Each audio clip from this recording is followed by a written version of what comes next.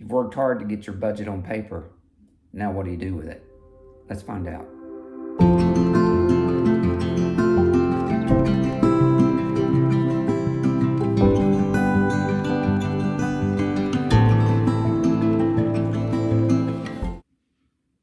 In our last video, Begin with the End in Mind, we talked through setting up a budget in Excel.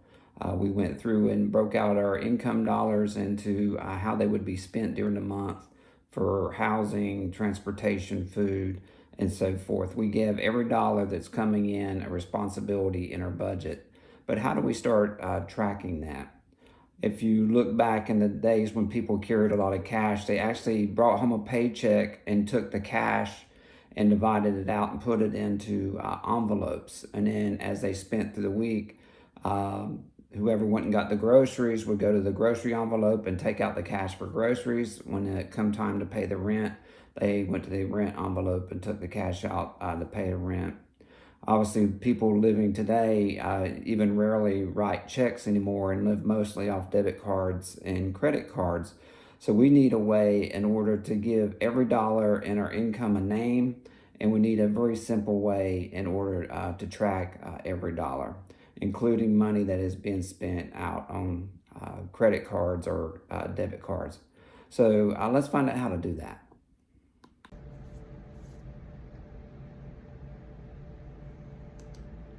At the end of our last video, we had completed naming every dollar except for $295, which was showing up in our surplus. So we want to go through and name all of our monies. The $295 that's showing up in surplus needs to be named. The place to do that, if you remember, we were trying to get our savings up, so we will name it into our savings account. So let's go down and put $295 into savings in our budget. We now have a budget of surplus of 0, and our named budget amount equals our income amount of $4,500. So how do we start tracking the budget now that we have it laid out with every dollar with a name and a function? The way we do it is in our spreadsheet, we have a sheet called accounts. This is a budget book, effectively. This is your checkbook ledger. So what we do over here, let's assume that this is a brand new account that was just opened. So it has a balance of $0.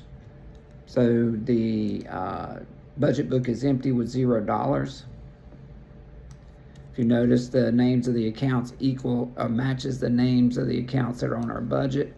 And our budget is actually shown over here. This is linked within Excel. So if you change it in your budget, it changes it here as well.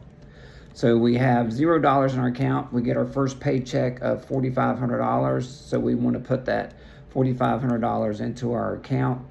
So the way the budget book is set up is through macros. We have controls for Control A for adding a blank line, Control D for depositing from over on the side here, printing and unlocking cells and so forth. So what we want to do is, since we just got paid, we'll deposit our checkbook. So we'll do Control D for deposit. It'll go through and automatically transfer the deposit into our checkbook. So now this is our checkbook set up with our accounts with $4,500 in it.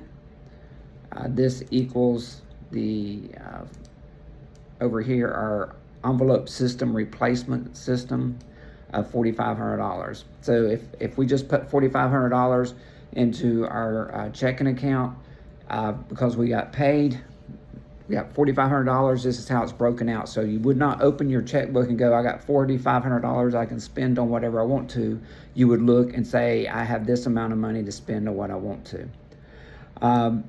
In this particular example, let's say that you went grocery shopping and used your credit card to buy groceries. You would simply add a blank line to your checkbook, and you would say, I spent on my food account, I'm going to transfer the money to my charge card, and I spent $120 for groceries.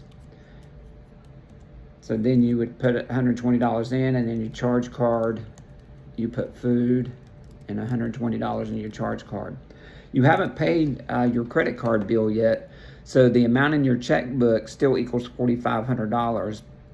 But if you'll notice, your food account went down by the amount that you spent on groceries. So the food account is $480. If you go down here and look at the charge card, in the previous video I mentioned that we would talk about how to use that. It's there. The intent of that is as you're spending money out of your different accounts, your charge card onto a charge card, you transfer that money to your charge card account. So at the end of the month, when you get a credit card bill for $3,000 because you spent it through the month, you don't freak out with a $3,000 bill. You simply pay the $3,000 out of your charge card account. So in this particular example, we've now got $120 in our charge card. If the charge card bill came due, you would go simply charge card and say Citibank, whoever it was, and you would simply pay them the $120. That money has now disappeared out of your checking account. So you actually dropped it by $43.80 and your charge card went to zero. So that's the idea behind how to maintain the budget book and what we're doing with those accounts. We mentioned that the purpose of the budget was to get our savings up to $1,000. Right now we only have $295 in savings. Let's assume that we've picked up a few more paychecks along the way. Our savings is now up to where we were targeting of $1,000. We actually have $1,180. We've now reached our first goal of getting $1,000 into savings. In our next video, we'll discuss where we go from here. I will share the budget book in the video description below. If you enjoyed the video, I would ask that you would like and subscribe, leave me a comment, and thank you for watching.